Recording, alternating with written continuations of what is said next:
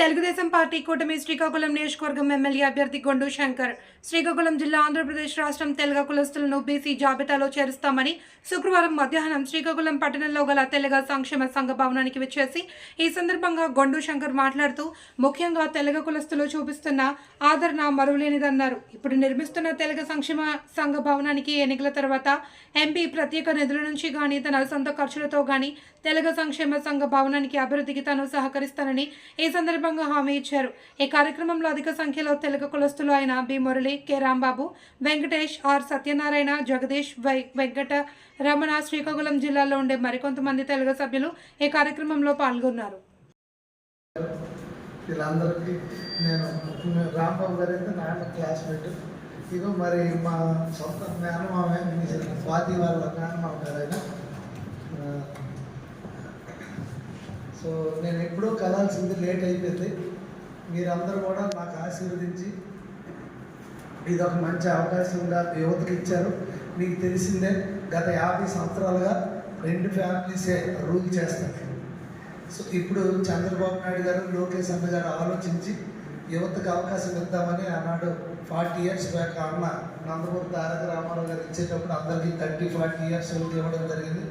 ఇప్పుడు 40 ఇయర్స్ అందరూ 80-70 ఇయర్స్ దాటింది.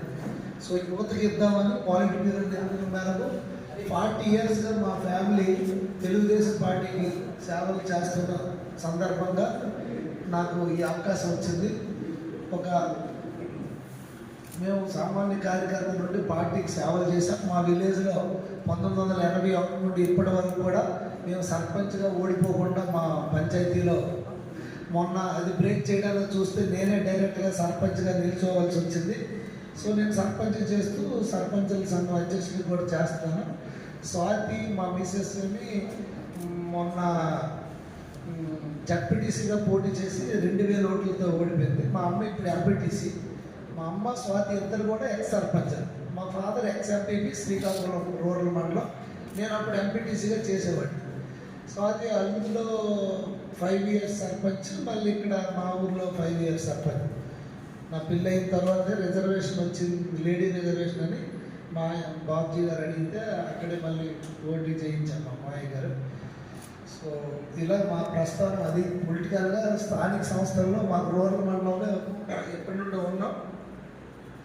యువతకి అవకాశం వస్తున్నప్పుడు మనకి అన్నీ ఉండి మనం ఎందుకు ఎస్టాబ్లిష్ అవ్వకూడదు యంగర్ జనరేషన్లో అనే ఉద్దేశంతో నేను బయటకు వచ్చాను. అందరూ మీ అందరి ఆశీస్సులతో నాకు సీట్ ఇవ్వడం జరిగింది.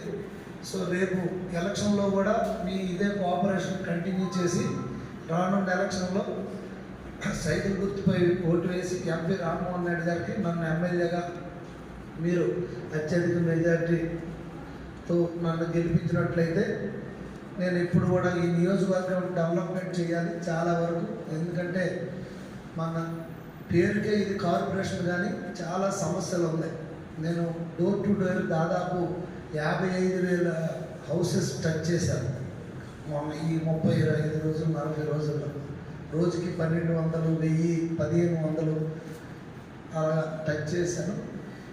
చాలా సమస్యలు ఉన్నాయి. వీటన్నిటిపైన మనం ముందుకెళ్ళి మౌలిక వసతులు, మెయిన్ మురుగునీరు, సాగునీరు, అలాగే రోడ్స్, పవర్ కూడా చాలా దగ్గర లో వోల్టేజ్ సమస్య కూడా ఈ పట్టణంలో ఉంది. ఇంకా పట్టణం శివార కాలనీస్కి అయితే అసలు డ్రైనేజ్ పూర్తిగా లేదు. సీసీ రోడ్లు చేశాను 14-19లో. సో దానికి కూడా ఇవన్నిటి మీద నేను దృష్టి పెడతాను. అలాగే అందరికి కూడా సంక్షేమ పథకాలు చాలామందికి అర్హులైన కూడా సాంకేతిక కారణాల వల్ల అవ్వకపోవడం, వీటన్నిటి మీద దృష్టి పెట్టడం.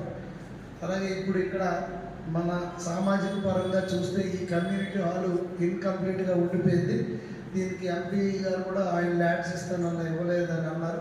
ఈ విషయం ఎంపీ గారి దృష్టికి కూడా తీసుకెళ్తూ ఆయన ఎంపీ ల్యాడ్స్ నిధులే కాకుండా నేను ప్రభుత్వం తరఫున కానివ్వండి, నా తరఫున కానివ్వండి, నేను ఏం చేయాలన్నది చేస్తున్నాను. మాకు ఇక్కడ చాలామంది రిలేషన్ కూడా ఉన్నారు మాయ గారిని బట్టి. సో స్వాతికి అయితే అందరూ బాగా సుపరిచితులే. ఇంకా ఒక అత్తయ్య గారు ఉంటే ఆవిడే మొత్తం తిప్పేసేది నన్ను. లాస్ట్ ఇయర్ 2019లో కూడా బాగా తిప్పారు ఆర్టీఓ గారు. సో మా అత్తయ్య గారు అయితే మరి ఆయన లేరు, ఆవిడ వాళ్ళతో ఇన్హెల్త్ వల్ల అయిపోయారు. మా అయ్య గారు కూడా లేరు.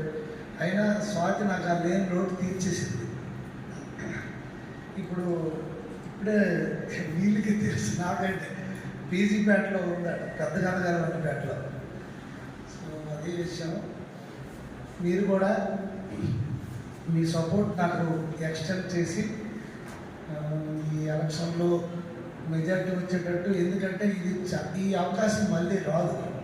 యువతగా ఇది అవకాశం ఇచ్చారు, మనం సద్వినియోగం చేసుకోవాలి. నాకు కూడా చేయాలని తపన ఉంది. నేను తప్పకుండా ఈ నియోజకవర్గాన్ని అభివృద్ధి చేస్తూ ప్రజలందరికీ మంచి చేద్దామనే ఉద్దేశం. అలాగే మన కమ్యూనిటీ విషయంలో నేను ఎప్పుడు ఎవరికి ఏ విషయం వచ్చినా నేను మీ కుటుంబ సభ్యుడిని, ఇంకా మరి మీకు చెప్పాల్సిన అవసరం లేదు కనుక ఎప్పుడు కూడా మీరు నన్ను సొంత కుటుంబ సభ్యులాగే చూసుకొని ఎప్పుడు ఏ అవసరం వచ్చినా నేను మీకు తోడుగా ఉంటాను. మీరు కూడా ఎక్కడికి నాకు ఆఫీస్కి గట్రా రావాల్సిన పని లేదు. నాకు పిలిస్తే నేనే మీ దగ్గరకు వచ్చి మీకు ఏం ప్రాబ్లమ్స్ ఉన్నా సాల్వ్ చేస్తాను. తర్వాత నేను చాలామంది ఇంటికి రాలేకపోయాను. డెఫినెట్గా నేను ఎలక్షన్ అయిన వెంటనే వస్తాను, అందరింటికి వస్తాను. నాకు